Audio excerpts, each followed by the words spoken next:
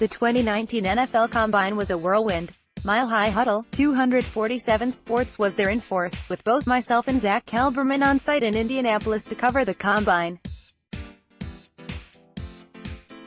We learned a lot from talking to Broncos general manager John Elway and head coach Vic Fangio on day one. Each subsequent day gave us the opportunity to talk to all the prospects plying their wares for the NFL, and narrow down which ones the Broncos have shown an interest in.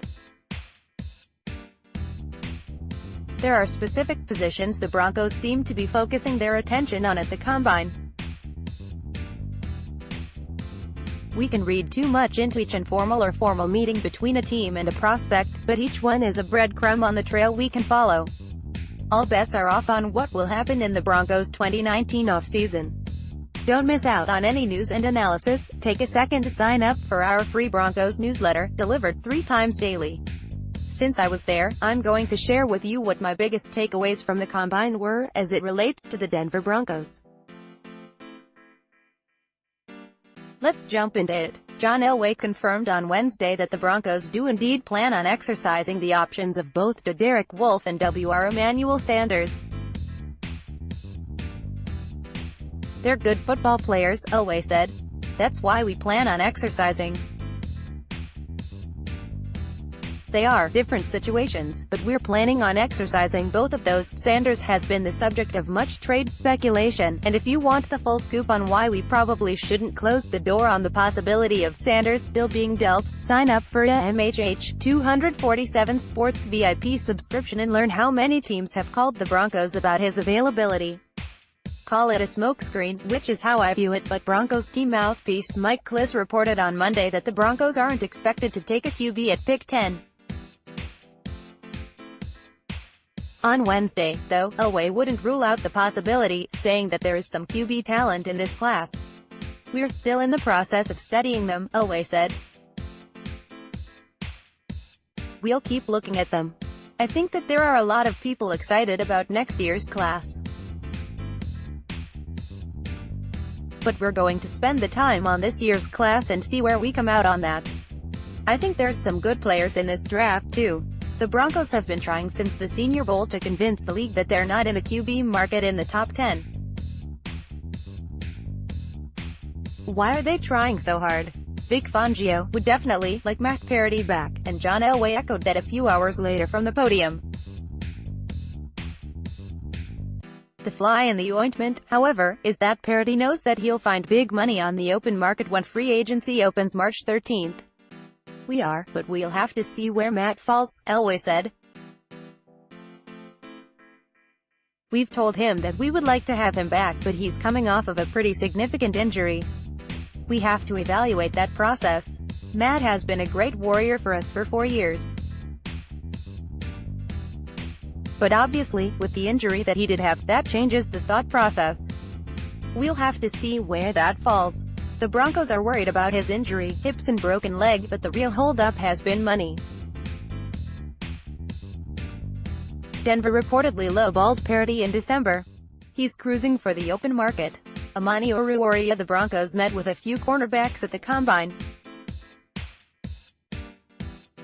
It's a massive team need, and the Broncos view the 2019 CB class as having some talent. We think there's some cornerbacks in the draft, Elway said. We think it's a rather deep class, and so, that's an option. But there's also an option in free agency, too.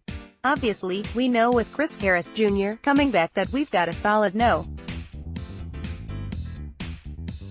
1. We've just got to find some depth there and find a number. 2. The Broncos haven't neglected the position, having drafted Brendan Langley and Isaac Yiadom, respectively, in the past 2 drafts. But Langley could be converted to receiver. The Broncos met formally with Penn State's Amani Oruwariye, and word on the street is that the team is strongly interested in Washington's Byron Murphy. None of the corners really crushed the Combine in the on-field drills, though, or warrant a top 10 pick. Round 2 is about where the Broncos should start looking at taking a corner. I can believe that the Broncos aren't in on Kyler Murray. Elway talked about Murray's lack of height and his 1 year of starting experience at Oklahoma. He's a great athlete and has had a great career, Elway said. The 1 year he played at Oklahoma was great there and shows he's a great athlete. Obviously, the size is always the question, but we've seen guys that have had success in the league that are not necessarily the prototypes as far as when it comes to height. He's got the ability to be a great player. Elway gravitates to prototypes. For better or worse, Murray is far from the prototypical NFL QB size, though he did measure in taller, 5'10" - and heavier, 207 pounds, than most expected. Still small, though. The Broncos have 4 starting caliber O-linemen hitting free agency, and if you count Matt Parody, they've talked about bringing 3 of them back. Elway confirmed that both Jared Veldheer and Billy Turner are on the list of priorities to be resigned. "We're taking a look at Billy Turner and trying to get something done with Billy Turner as well as Jared Veldheer. Those are all what we're going through right now, is solving those issues and see where we're going to end up on the offensive line.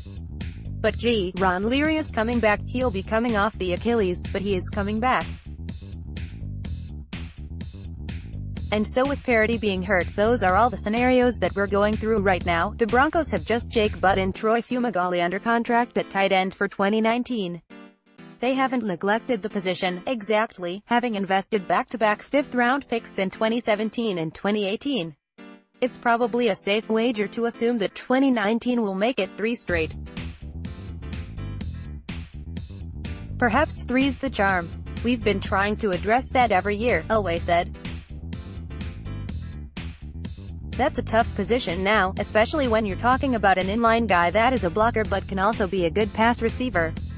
We don't have a lot of inline guys coming out of college like we used to because of what they're doing in college ball, opening things up, and there's more receivers coming out of college. It's much more difficult finding the inline tight ends than it's ever been. This is a very deep T class, and most of the TEs I talked to at the Combine had either met with or had plans to meet with the Broncos. Keep an eye on Stanford's Caden Smith. I'm not sure exactly what Vic Fangio was getting at, but he's confident that based on the Broncos roster, they'll be able to stay true to the BPA approach. I think we've got enough needs on both sides of the ball that I don't think we need to be drafting for need or considering that right now," Fangio said.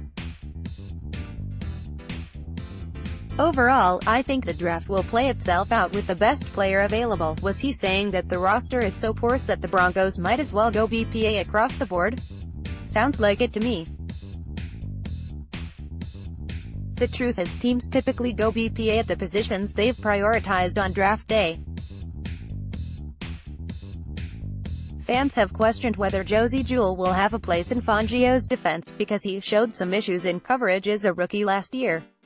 "I wouldn't worry about it. Fangio's confidence in Jewell is high. I'm confident. He's a very instinctive player," Fangio said. "Going into his 2nd year, I expect him to make even greater strides. You see a lot of improvement from year 1 to year 2 with a lot of these guys.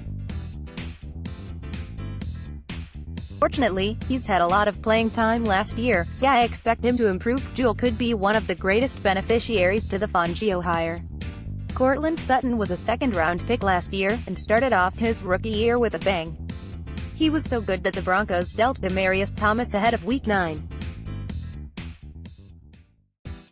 However, Sutton didn't acclimate well to full-time starter status, and saw other receivers kind of step up more. But Fangio's expectations for Sutton in 2019 remain a mile high. "I like his size, speed, athleticism, radius to catch the ball," Fangio said. "I think everything's moving up for him and we're expecting big things from him. I'm expecting a big sophomore year for Courtland Sutton." The Broncos put a lot on the plate of Justin Simmons last year, which made it hard to gauge his development in year 3. Fangio's and Ed Donatell's improved coaching should help, but Fangio knows what needs to happen for Simmons to take the next step in a contract year.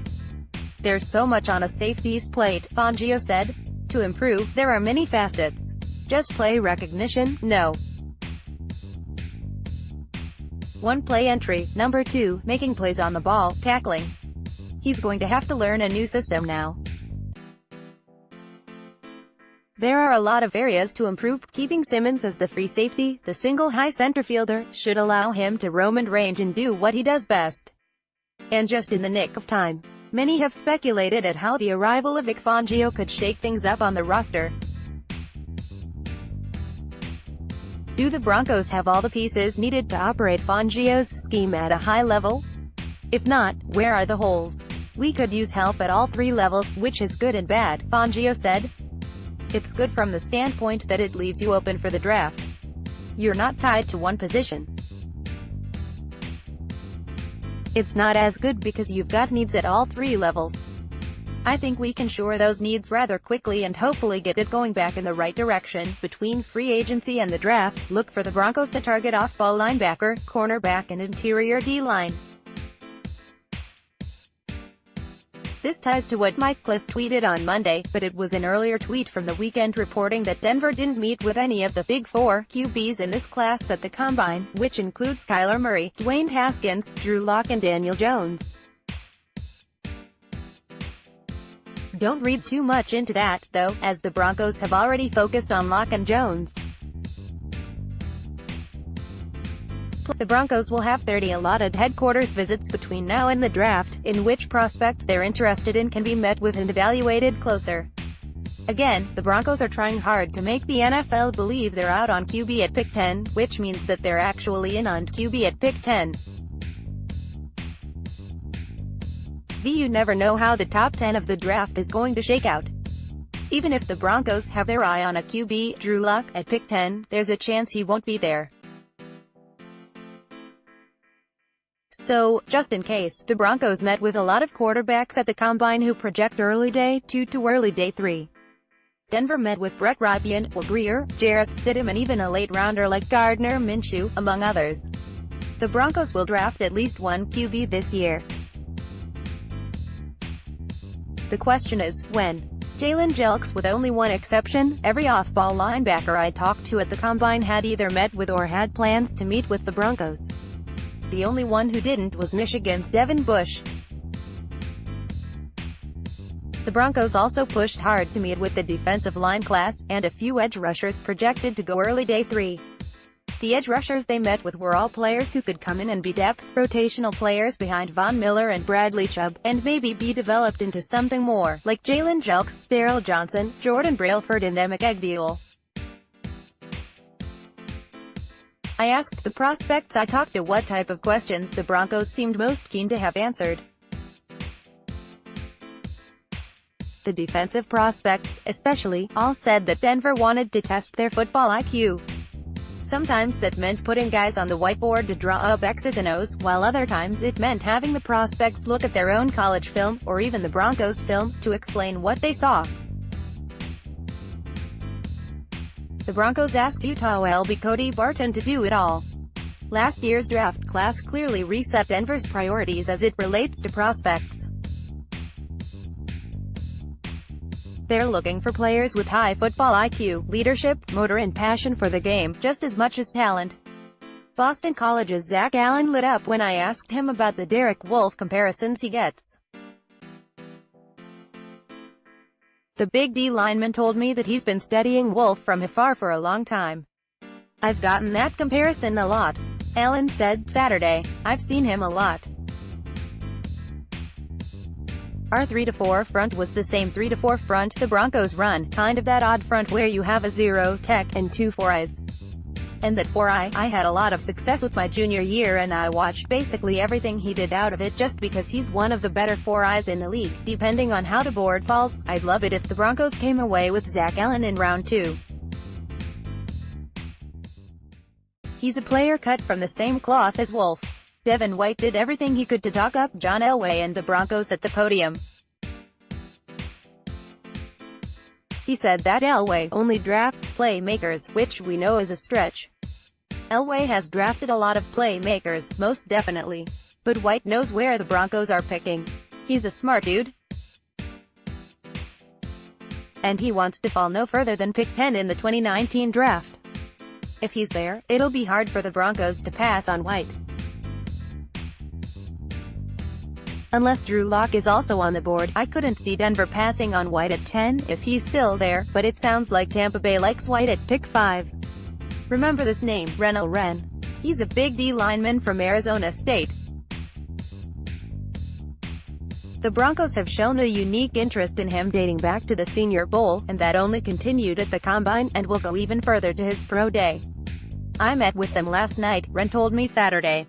"It was a great conversation. They're going to watch more film of me. They're actually going to my pro day March 12th.